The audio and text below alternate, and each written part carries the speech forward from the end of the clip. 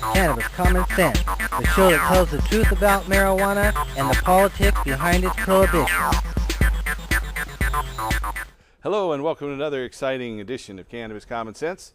We have Mr. Casper Leach standing by to be our joint host this evening. Howdy, Casper. Happy Friday. And over in the wings we have Jan Sue and John ready to play a couple of groovy cannabis tunes here in just a few moments, or at least music. We have a good hemp news segment for you tonight, some video clips, and as always we'll start with our infamous Dancing Cannabis Leaves.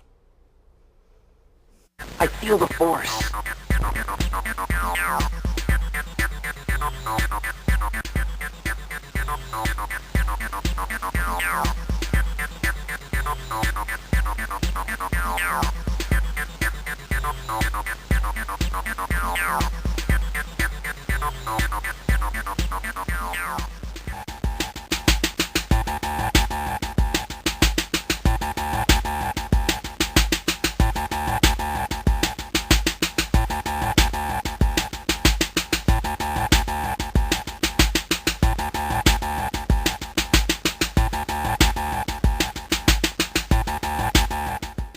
All right, our first story tonight is from here in Oregon. Medical marijuana activist Lori Duckworth and her husband Lee on Thursday were raided at a Southern Oregon cannabis community center, a downtown Medford storefront where thousands of Oregon patients got cannabis.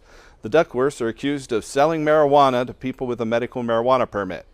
Duckworth, a mother and grandmother, became the latest high-profile figure in Oregon's cannabis community to be caught up in a drug investigation.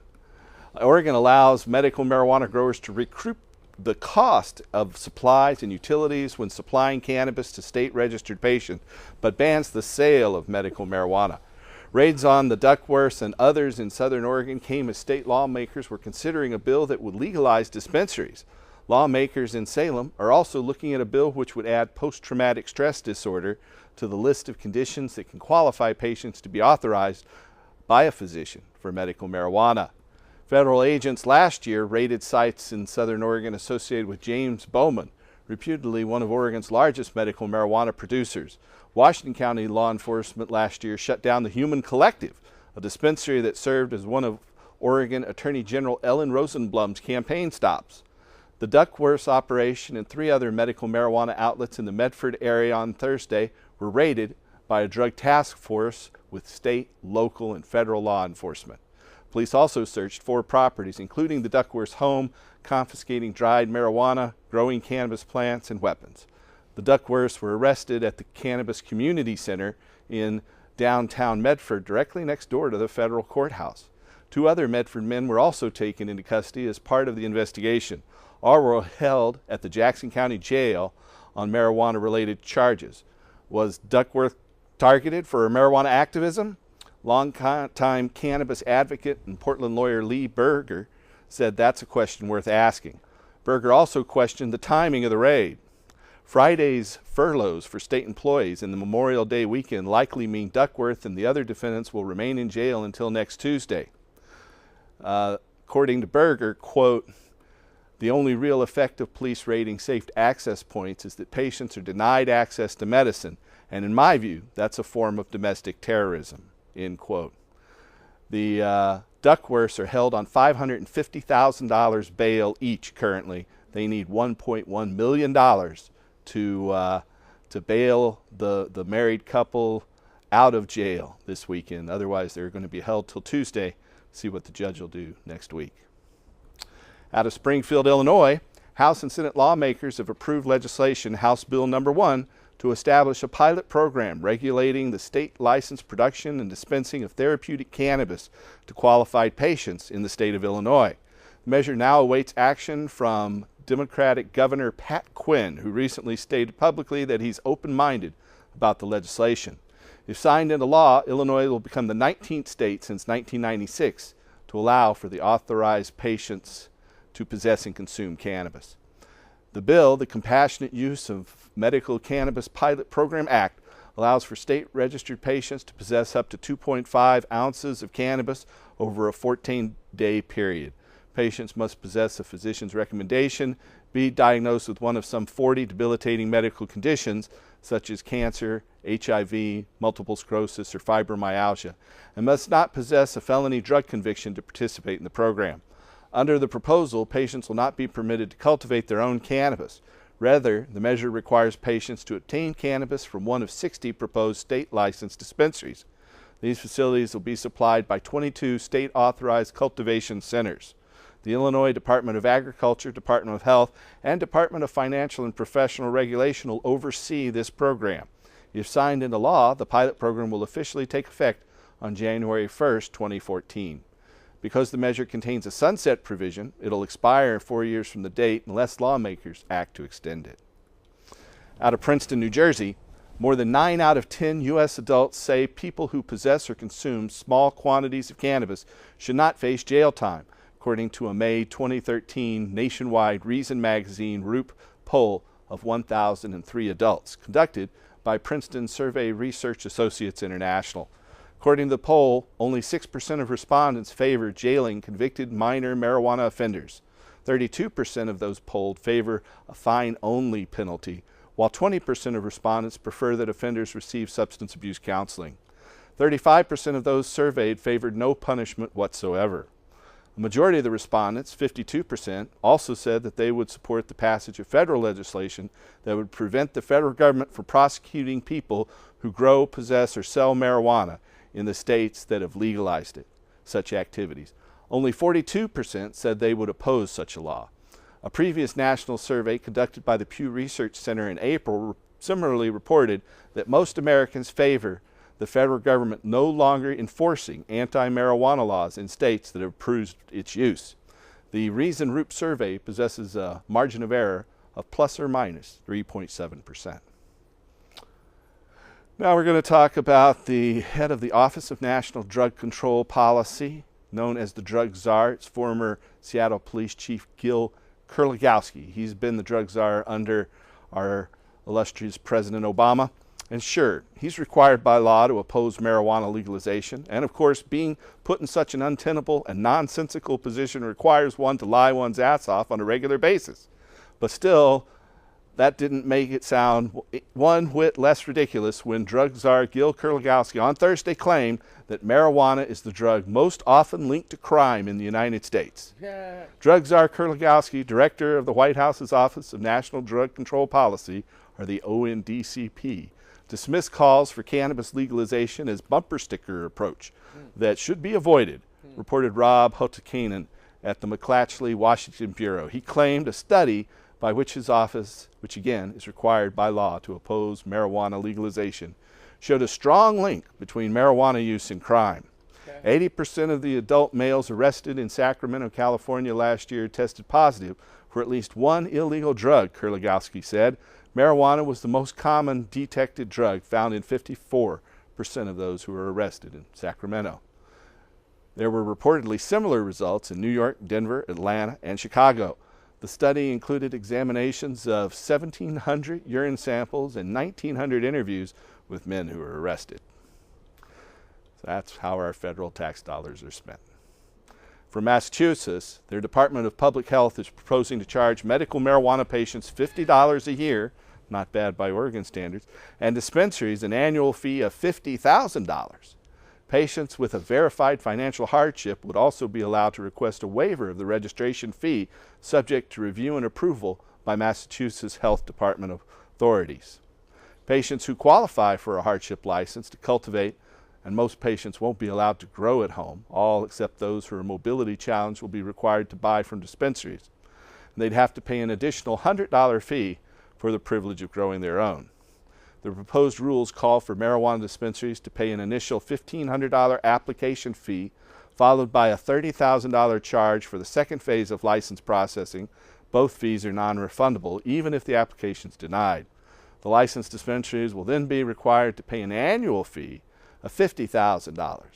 Dispensaries would also be required to pay an annual $500 registration fee for each of their employees. These Massachusetts fees are supposed to create a fee structure for a self-financed medical marijuana industry that supports patient access without relying on taxpayer resources, according to the state. The law is designed to be revenue neutral, reports Dan Ring of The Republican, meaning that the fees, not the tax dollars, are supposed to pay for all the costs to the state, including oversight and regulation, the health department said. According to State Health Commissioner Cheryl Bartlett, she said, quote, the proposed patient registration fees are in line with other states and will be affordable. At the same time, dispensaries will be required to pay their fair share, end quote. Massachusetts Health Department said it would use the fees to hire staff and train inspectors to monitor dispensaries and cultivation sites.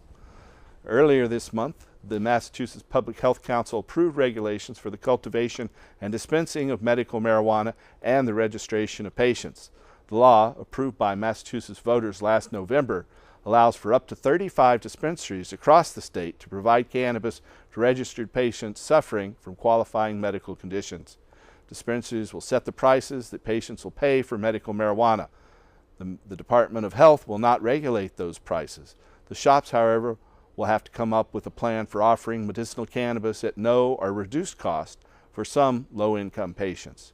Dispensaries could be licensed by the end of this year in the state of Massachusetts. Some of the shops might open as early as next year.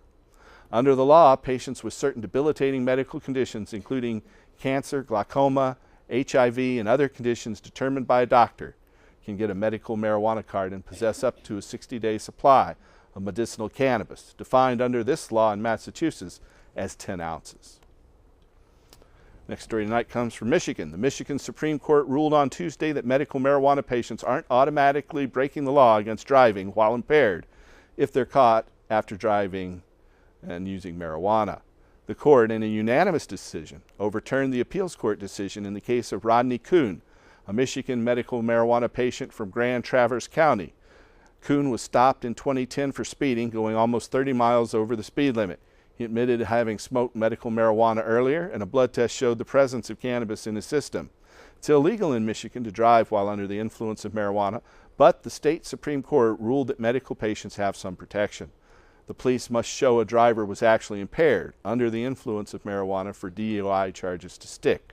The medical marijuana law, approved by 63% of Michigan voters in 2008, shields registered patients for the internal possession of marijuana. The judges ruled unanimously.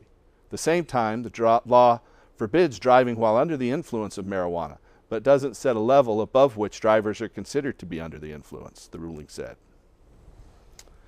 Our last story tonight is from San Diego, where San Diego's new mayor, Bob Filner, on Monday took the federal government and its crackdown on medical marijuana to court. Filner held a press conference in support of medical marijuana patient Rodney Chang, who was operating a state-licensed dispensary.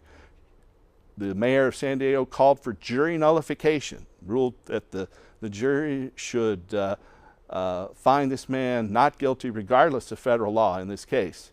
Chang's supporters say he was wrongfully arrested and persecuted in federal raids back in 2009. Rodney Chang has been in custody for about 5 months now, and he's a very infirm mother that he's been supporting and taking care of. Chang's attorney, Michael McCabe, on Monday appeared before a federal magistrate judge to argue a temporary gag order against him will be lifted. McCabe was criticized by supporters of the federal crackdown for appearing in a video blasting U.S. Attorney for Southern California, Laura Duffy, who's overseen the crackdown in Southern California. The persecution of Chang is bias-driven and vindictive, according to his attorney, and I agree. And that's the end of our Hemp News segment for tonight. We're going to jump over, and John and Jan Sue have a song they're ready to play. How are you guys tonight? Good. Very good. Yeah. Thank you very much. Do a little rolling and tumbling tonight. All right. Through the weed.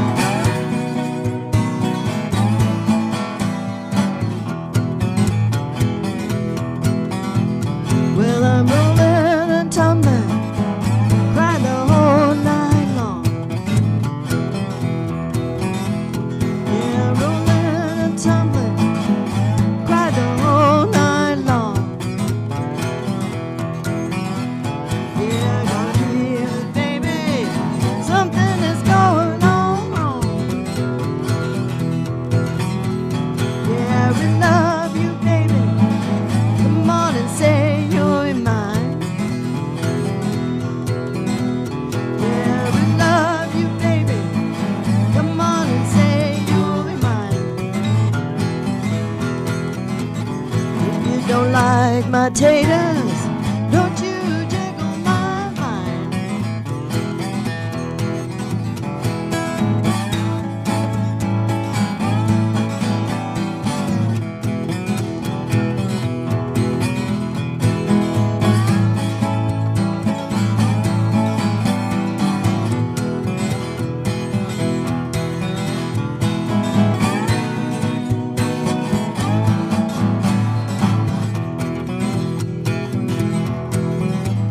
Yeah, we love you, baby.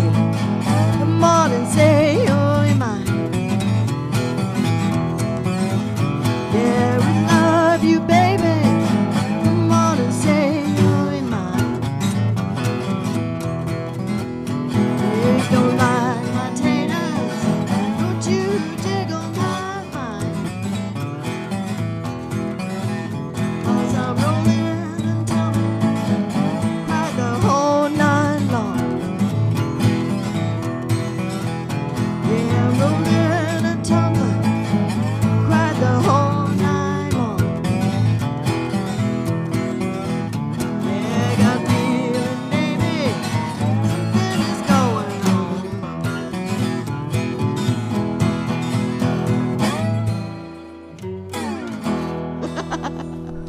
Didn't quite get that ending worked out. All right. That's good. Sound like old time music. How are you doing there? Fine, thank you. And you? Very well, very well. Interesting story on the news tonight. Something that you were reporting on came to my attention.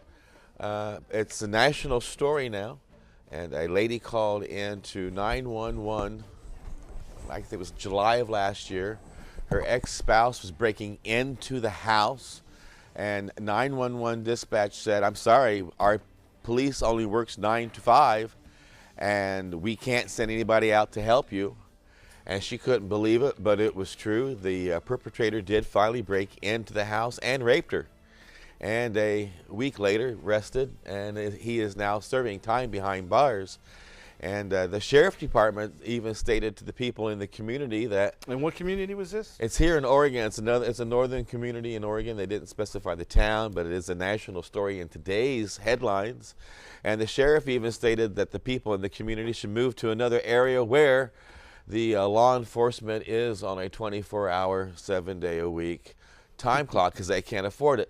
But yet they can go in and arrest people who are giving medical marijuana to people who need it for all kinds of ails, and they can cause the stoppage of this wonderful plant getting into the hands of these patients. You know, down in Southern Oregon, the lead story in our hemp news tonight was about our friend Lori Duckworth and her husband Lee, who run a medical marijuana dispensary, and also Southern Oregon Normal down in Medford, getting arrested. They're being held on $1.1 million in bail. Our Now, cops there can were do that. 70 law enforcement officers on that one raid. Wow. On that one raid. There were 3 other raids that same day. And they said they'd been investigating this for 2 years. How many millions of dollars do they spend on marijuana prohibition because they can take this money and use it in, you know, for their own back pocket, really. It's corruption, you know, that these folks usually seize this stuff, and it usually goes back on the black market. Well, it is sad now to realize that our law enforcement really does not care about crime, like your brothers and sisters being raped, your brothers being robbed. But you are interested in little pot smokers and little computer hackers, because we don't fight back with much. So apparently, if you look like, oh, I don't know, Joe Black, you're going to be on the most wanted list. But if you're carrying in an Uzi or you're going to rape somebody, you go ahead. The police department really doesn't care. Well, I mean, definitely this raid in Southern Oregon definitely shows them misusing public resources for their own benefit. But we want to remind our viewers that this is a live show, and if you're watching on the 24th of May, you can call us. You can call us at 503-288-4442. That's 503-288-4442. We'll be live here for another 35-40 minutes, and you can get your calls in. If you're out there watching on the internet, we stream live on Ustream at ustream.tv.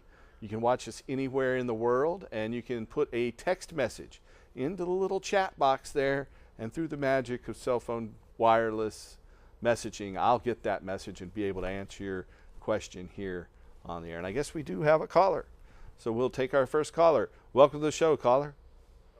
Hi. Howdy. I'm wondering if that cannabis distribution, medical distribution, is for epilepsy. Epilepsy definitely qualifies in every state that has medical marijuana. So if you or anyone else has epilepsy and they want to try marijuana to control their seizures, then marijuana can be legal in any of the 19 and soon to be 20 states that allow medical marijuana, and quite ironically, the District of Columbia, Washington, D.C., which also allows medical marijuana. This county and Oregon? Yeah, oh, it definitely qualifies in the state of Oregon. Okay, well, thank you. You're welcome. Bye. And again, if you have a question or comment for us, you can call us at 503-288-4442. That's 503-288-4442. And if you're out there and you or a loved one think you might need help finding a doctor who can help you get a medical marijuana permit, then you can call our office. You know, all of those conditions there on your screen and a bunch of other ones qualify for medical marijuana all across the country. And we have doctors all across the country that can help you get a medical marijuana permit.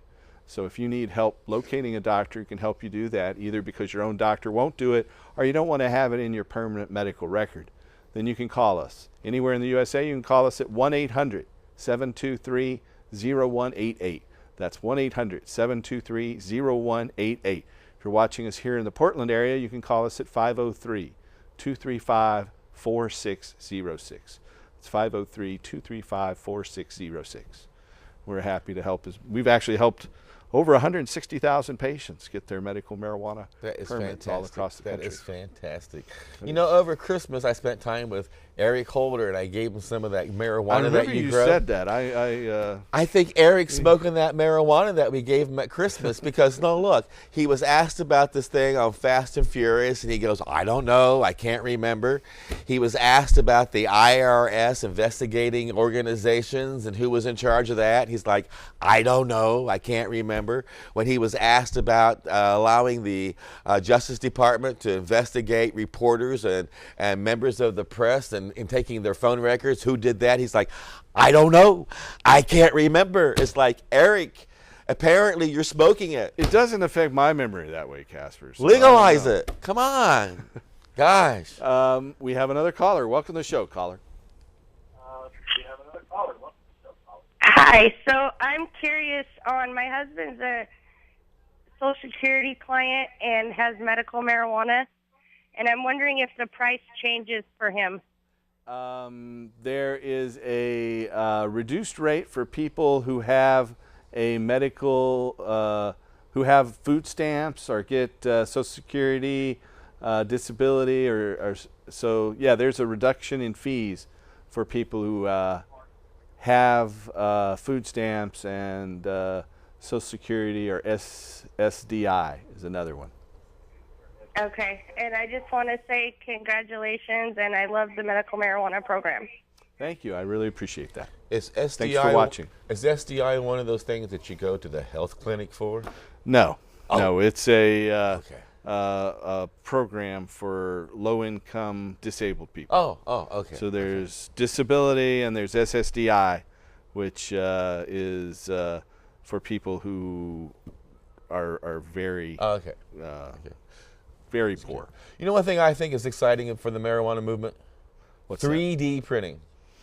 I know. I've been looking at an associate of yours, Nair, who has been talking about using hemp oil as a coating to create products in 3D printers. You know, anything that's made out of plastic, they do with the print. And they also print clothing in these 3D printers. And we got great hemp cloth. And they're printing hemp food. I mean, they're printing, NASA is now printing pizzas for people to eat. Now you can print a hemp pizza out of that. And this, to me, hemp paper, I mean, this would be like the thing for the hemp industry. Plus, if you got your own 3D printer and you got your own hemp garden out back, you don't really need a middleman. You can just go from plant to pillow, or plant to TV set.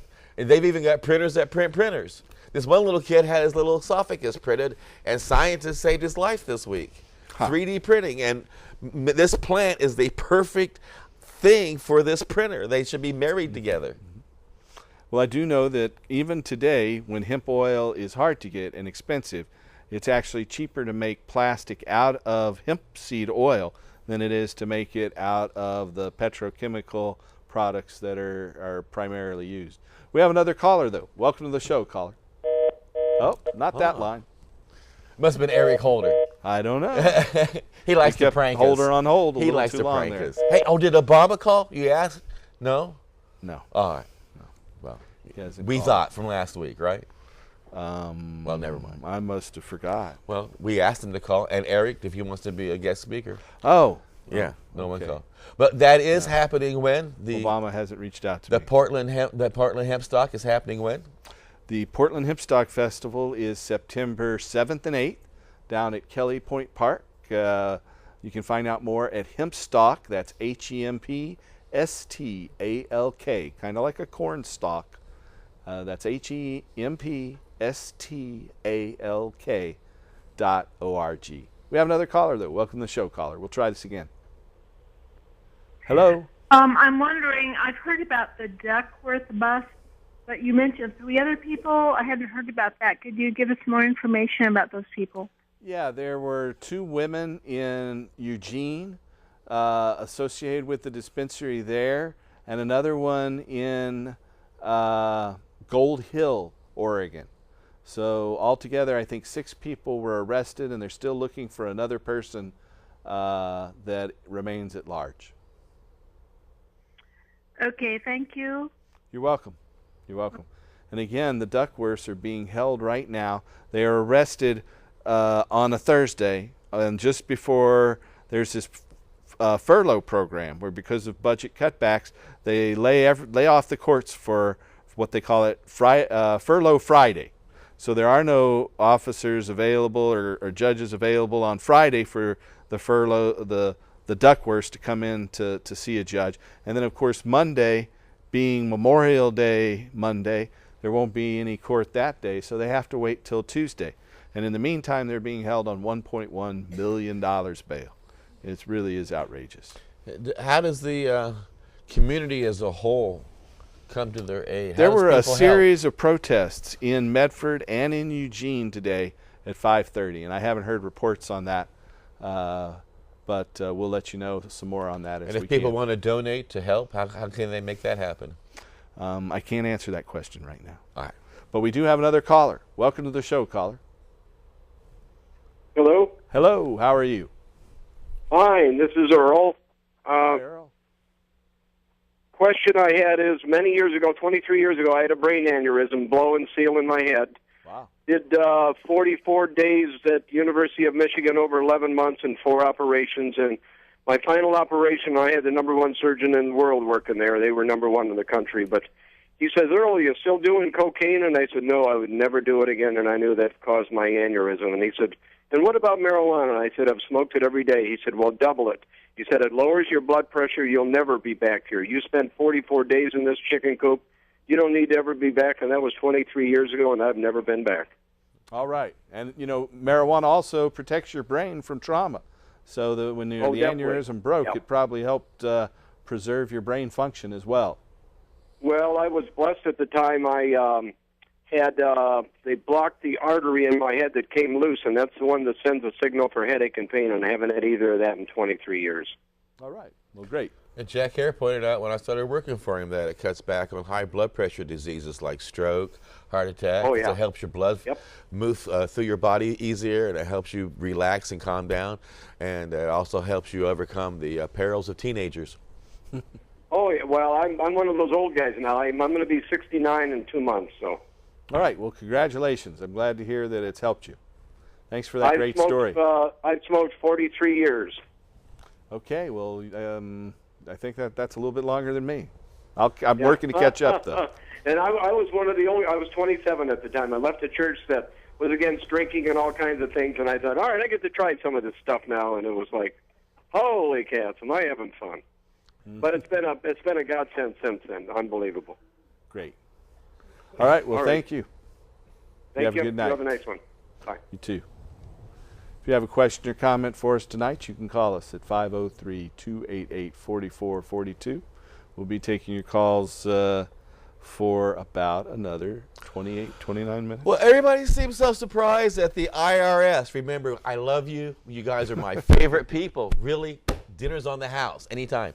But apparently, they've been used to target organizations and groups, which I'm sure is justified because you're protecting us. But they've done that to the marijuana movement for a while, haven't they? Which I'm not really that much of a part of. Yeah, but they have. They've the IRS has gone after a lot of people, myself included. I've been in a constant state of audit now for a decade. But aside from that, and that's okay because I really all right with that. But and Harborside, they've moved to close down a lot of different businesses. They're ruling that they don't have any. None of the dispensaries have legitimate tax deductions. Most businesses can deduct their expenses, like their rent and their employees' pay and all of that as a business expense. Well, the IRS tells these dispensaries you cannot deduct any of that because marijuana is illegal. They want to tax their gross income. Now, most businesses would be out of business in that case, and a number of them are fighting back, including Harborside down in California. But all of these raids involve the IRS and IRS agents coming in to audit everything and try to seize as much money as they can and, the director, when she was up on the Hill, asked all these questions. She took the fifth. She says she's not going to incriminate herself. So I'm thinking if you or anybody from Harborside or anybody's called up to explain all their receipts, I would just say, I take the fifth. I'll drink a fifth. All right. Well, that won't help me. Maybe I'll just smoke a fifth or an eighth or something. I don't know. But anyway, taking the fifth, I'm not so sure. But I think that everybody's like all excited that they're using the IRS, and they've just been sending letters out. To they're just talking about it. I'm used to it myself, right. But our movement's used to being shut down. I think it'd be strange if I wasn't being anymore. I'm just used to being constantly looked over by these guys. And the press has anybody checked your phone records to see who you call for this show? They don't call me and let me know. They have not made me aware. Well, they did that to. But I just assume they did. Reverend Crystal, didn't they? Oh, they tapped his phone in Hawaii. This gentleman who was helping people in the state of Hawaii in the city of Hilo. They recorded 17,000 phone conversations and 35,000 written transcripts of the phone conversation. When they came in, they arrested him with a little less than 2 pounds. They came in with 185 agents in this case, and a C-130 aircraft out of Honolulu flew 400 miles to Hilo, and a lot of IRS agents, and they arrested Roger Christie and 13 others. They call them the Green 14, and they let all the other 13 people out, but Roger Christie has been held without bail for 3 years now as he fights to have a trial. They're trying to force him to take a plea bargain offer. He's taking it to trial. He's been held now for 3 years without bail. So we urge you to support freeing Roger Christie. And we hope to have his wife share on the program next Thursday, I understand, with you as the joint host. On your radio show. On my radio show. You want to tell our audience about your radio show? Every Monday through Friday on AmericanFreedomRadio.com. You can check out Time for Hemp and also find us in iTunes. And if you get a chance, share us with your friends and make it a point to let all your friends know to go to timeforhemp.com and hit the donate button if you don't mind. Oh, which, by the way, any donations I get, the IRS should know I always declare. All right. Yeah. We have a little video clip that we're going to run. This is another clip from our esteemed associate, Jorge Cervantes, wrote the book Marijuana Horticulture. He's going to talk about soil and containers for producing marijuana. So is that video ready to roll? All right.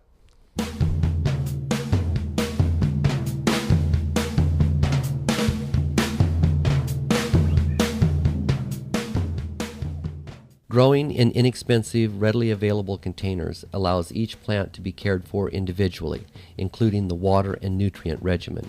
Weak, sick, and problem plants are easy to cull from the garden. What this does is it gives you the ability to put the plants where you want them. And if they're planted in the ground, you don't have that ability. Container preference is often a matter of convenience, cost, and availability. The rule of thumb is to have approximately 1 gallon of container for each month that the plant's alive. Now this pot is a 3-gallon container. Okay, so what this means is this plant can grow in here easily for another couple of months, no problem. The reason these containers are normally black is so that the roots inside the container receive no light. This is very important. Roots cannot have light. Growers prefer pots that are taller than they are wide because they allow the cannabis root system to penetrate deeply. One of the first things we need to consider when we look at containers are the drainage holes. Drainage holes are incredibly important, and we have to have an adequate amount. Containers should have at least 2 half-inch holes per square foot of bottom. What we need to do is continually pour more water and nutrients on the top and let it drain out the bottom. The container should also have a saucer underneath to contain some of the runoff water. Now, if the water stays in the bottom, it'll rot the roots. It's that simple. Notice also that the plants are put in here about as tight as you can get them, because they really do not need much space when they're small. Huddle small, containerized plants tightly together under the brightest area below the HID lamp and move them further apart as they grow.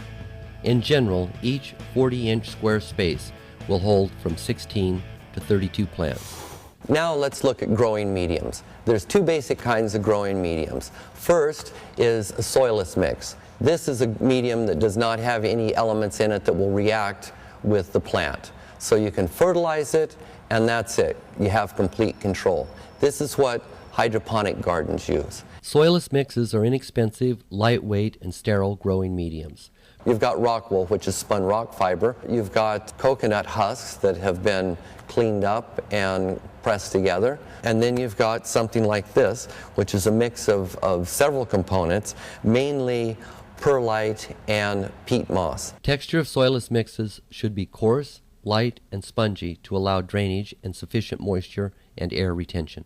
The next type is an organic medium. Many people prefer organic soil. I like organic soil real well, but I have to be careful with it just like you should. So if you're a new grower, first-time grower, I would suggest that you try a simple soilless mix that holds water evenly and drains well. The pH scale from 1 to 14 measures acid to alkaline balance. 1 is most acidic, 7 is neutral, and 14 most alkaline. Cannabis flourishes when the pH is between 6.5 and 7. Hydroponic solutions perform best in a slightly lower pH range, from 5.8 to 6.8. Measure the pH with a soil test kit, litmus paper, or electronic pH tester. Accurate measurement and control is essential to a strong, healthy garden. Here's a dynamic example of pH and why you should control it. Notice that these little plants are all yellow. Well, the reason they're yellow is because the pH is too low, and since the pH is too low, the nitrogen is locked out. That's why they're yellow. The easiest way to stabilize the pH of a soil that's too acidic is to mix 1 cup of fine dolomite lime per cubic foot of soil. The easiest way to stabilize soil pH that's too base is to add a fertilizer that contains sulfur. Ideally, soil temperature should range between 60 and 70 degrees Fahrenheit. If it starts getting up to 75 degrees, you're going to have problems. You're going to have a lot more insect trouble, and you're going to have fungus problems and basically rot. Soil amendments increase the soil's air, water, and nutrient retaining abilities. Mineral amendments are near neutral on the pH scale and contain few, if any, available nutrients. Organic soil amendments contain carbon and break down through bacterial activity. To improve drainage, mix 10 to 20% coarse perlite into soilless mix before planting. These are a little dry, and so we can pull this out right here and take a look at the root mass down here. They're a little bit dry, but this plant's 9 months old, and the good part is it's not quite pot bound. We can look at the bottom here, and we can see some thin roots, but it looks all right. It looks all right. This plant can grow for another couple of months and do just fine. When you throw your garbage out, you want to make sure that there's no telltale signs of growing. Conceal everything. Take the plants, grind them up, compost them, take the stems, grind them up, and remove them from your property. Any type of signal to the police, because remember, they can go through your garbage. I've taken 16 pots and put them at equidistance underneath the lamp in a 4x4 quadrant. Got the sunshine mix right here. Let's bring it into the grow room and set it down. Let's just start filling these up, and notice some of the soil will come out the bottom, or soilless mix will come out the bottom, but that's okay. With just a little bit of care, we can keep the mess to a minimum.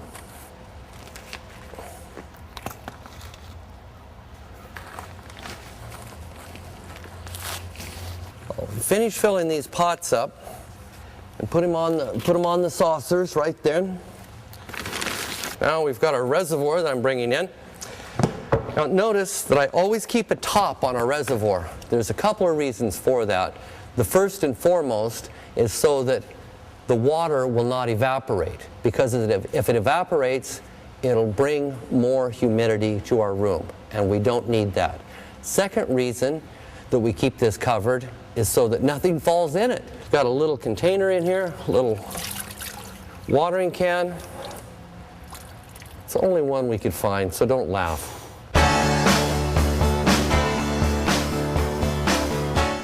So thanks, Jorge Cervantes, a fellow who's from Portland but now internationally renowned with his book Marijuana Horticulture, allowing us to use those videos.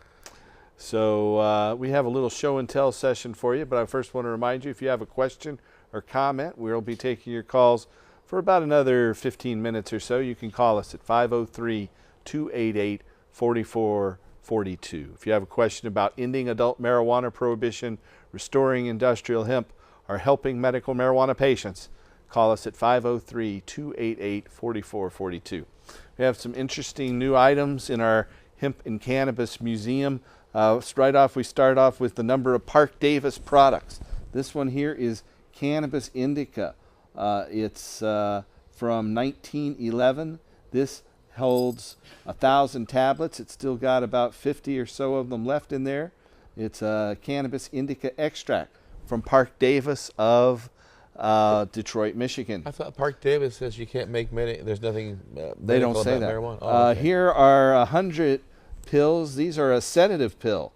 This has extract of coca, Cool. Arsenic, valerian, strychnine, cannabis, codeine, and ferrous carbon mass. A little bit of iron in there. What's delirium? So again, it's coca, arsenic, valerian, strychnine, cannabis, and codeine.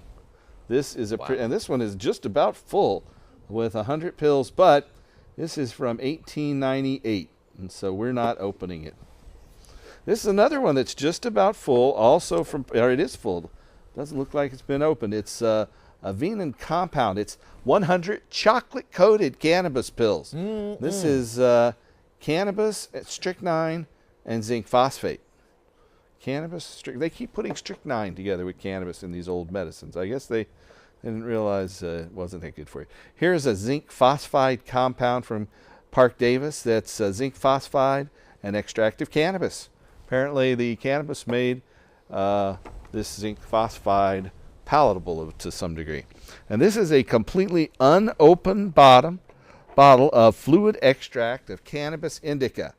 And it says that it's the flowering tops of Cannabis sativa.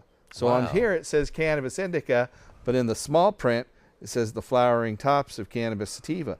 So it's 80% alcohol and I guess 20% cannabis. But there it is. That's beautiful. It's full, never opened. It's a nifty addition from the American Druggist Syndicate Laboratories in Long Island, New York. That is gorgeous. And our last item here is from 1885. It is called Killicoff. Killacough. Isn't that funny? That's And the name it's, of one of the strands that you grow. Killacough. And so it's guaranteed to end coughs due to colds, bronchitis, consumption, pneumonia, asthma, etc. Wow. A fluid ounce contains 12% alcohol, 4% chloroform, 8% cannabis, along with ammonium chloride, pine tar, wild cherry, creosote, glycerin, honey, sugar, syrup. Good God. Just Well, give me the hemp oil. It's made in Arkansas. That scares me. Killacough. Yeah, I'm not going to take that one either. That kill Might anything. kill you. No kidding. But it's interesting. There are a few of our items. Oh, and this is not just for, but this is for like the White House and Eric Holder, who says, well, there's no medicinal value to marijuana. Well, look, check your history, people. Huh. And 2 of these are just cannabis. The rest of them are compounds with cannabis. But this one is just cannabis, as is this one here. Isn't there a Hemp History Week coming up soon? Yes, there is. In early June, there is Hemp History Week. And that's about hemp fuel, fiber, and food. There are a lot of people here in Portland who participate in that. I know Bridgeport Ale had an event surrounding that. New Seasons Market had an event surrounding Hemp History Week. Cool. And there'll be a lot more. You can find out more at votehemp.org or go to our website, which is easier to remember. It's just hemp.org, HEMP.org. Well, we have the event going on in Southern Oregon, but just also in this past week we've had a number of newspaper articles about completely legalizing marijuana in Oregon. Yeah. The local newspaper, the Oregonian, had a front page story on Tuesday talking about House Bill 3371, which would legalize the sale of marijuana. They mentioned how we're filing initiatives to try to either force the legislature to pass this bill or refer it to the people. And if they don't, we're going to put 2 initiatives on the ballot for a vote in November 2014. We just had a poll that showed that 63% of Oregonians are in favor now of regulating and taxing marijuana. And 83% of Oregonians think it is inevitable that marijuana will be legal in Oregon soon. And we won't stop until we get 420%. Or at least, 51 at the ballot box. We've got to win the election. So if you want to get involved in that, then you can call our office at 503-235-4606. That's 503-235-4606. We're about to gather signatures to start the ballot title process. What we have to do is get 1,000 signatures on each of these 2 initiatives. Then that will start the ballot title process, and then once that and that takes about 2 months, and then we hope to launch the petition drive this summer and start gathering signatures. We have about a year to do it until July of 2014, and then have a vote on legalizing marijuana in November 2014. And why don't you also school the DEA that are listening on the bills that are on the Senate and the congressional floors?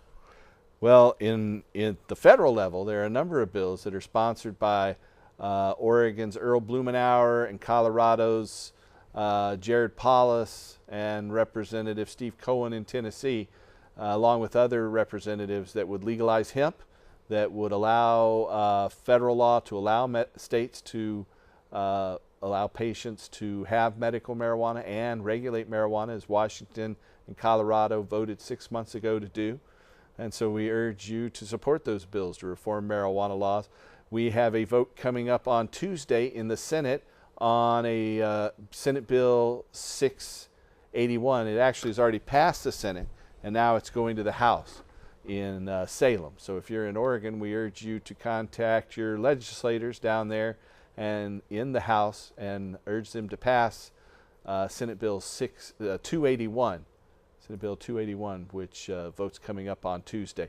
Then it'll go to the governor's desk, assuming the House passes it. It already passed in the Oregon Senate by 19-11, and that's to add post-traumatic stress to Oregon's medical marijuana program so that veterans can access cannabis to help them. In Israel, the IDF, or the Israeli Defense Forces, their army, allows patients with post-traumatic stress to use medical marijuana. Well, and I saw in the news today that Orrin Hatch has attached to the immigration bill new regulation that would stiffen marijuana penalties. Yeah, well, hopefully that won't go through. You know, also, our largest newspaper in the Northwest, the largest newspaper in Oregon and Washington, the Oregonian, on Tuesday, also editorialized that the legislature should regulate marijuana and that the legislature should refer this bill to the people. And if the legislature does refer House Bill 3371 to the people, then we don't have to go forward with our initiative drive. And while we're working inside that. America to take care of this ugly little problem known as prohibition, our Latin brothers and sisters and their leaders are jumping up and down going, "You Americans, you're stupid. End the war on drugs," aren't they? A lot of them are. Maybe they aren't jumping up and down, but they're definitely saying that it's time to regulate. I know Uruguay and Costa Rica and a number of other countries are looking at reforming their drug laws. And at the UN, they were saying, "We need to end the drug war. What is your problem?" Aren't they? I guess so. I don't know. They have the international treaties and so on. Yeah. Those international treaties, you Americans. Okay. That's a nice little accent. You know, are you French? I don't know. Your accent. I've been watching the movies. I'll fall in love. You've been watching Pink Panther. Yes, right? and I fall in love with Mary Jane every day. I see. See. So, Oui. Again, I want to remind you out there, if you have a question or comment for us tonight, you can call us at 503-288-4442. That's 503-288-4442. And if you or a loved one need help locating a doctor who can help you get medical marijuana, then we have doctors all over the United States. And you can help them with chronic pain, nausea, cancer, AIDS, glaucoma, gastrointestinal disorders, neurological disorders.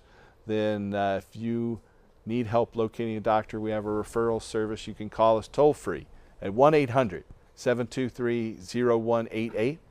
That's 1-800-723-0188. If you're in the Portland area, you can call us locally at 503-235-4606. Also, if you are in the Portland area, you might be interested. I just before doing this show live, I went to our local ABC affiliate here in Portland, KATU Channel 2, and recorded a session for their weekly talk news show called Your Voice, Your Vote. You can watch that on Channel 2 at 3:30 p.m. this Sunday. So if you're interested in seeing more of me, and this time being interviewed by Steve Dunn, local ABC Channel 2 anchor, then you can watch Channel 2 this Sunday at 3:30. And we'll have highlights next Friday. We probably will. We'll have a few clips from that show on future shows. You can be certain of that. And when you're hanging out with Paul, you can be certain of having a lot of highlights in your life. Thank you, Paul. You're welcome. I hope you enjoyed those buds. I do.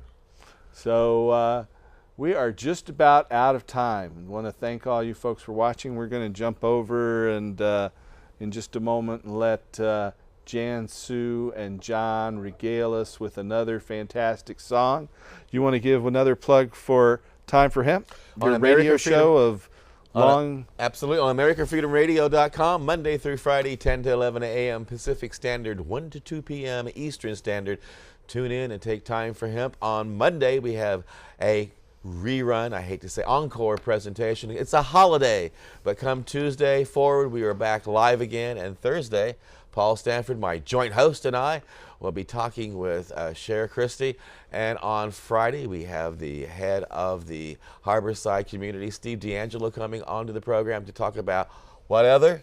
The IRS harassing who? American citizens on Time for Hemp.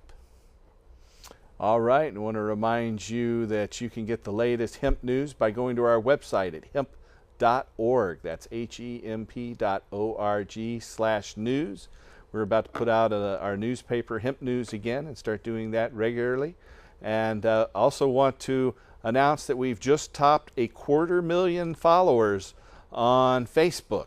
On our Nice. Facebook page. If you're interested in looking at our Facebook page, you can go to facebook.com/restorehemp. That's facebook.com. Have you met all those people? Restore Hemp. No, Oh. there's 250,000 people out there and growing, and they are following it. We see we're reaching, according to Facebook's own statistics, over 1 million people a week through our our webpage. We're down to just the last couple minutes. I want to thank you again, Casper. We're going to go to Jan Sue Hurst and John Cornett. Tune in next week. Watch Channel 2's Your Voice, Your Vote at 3:30 on Sunday, and help us restore hemp. Good night.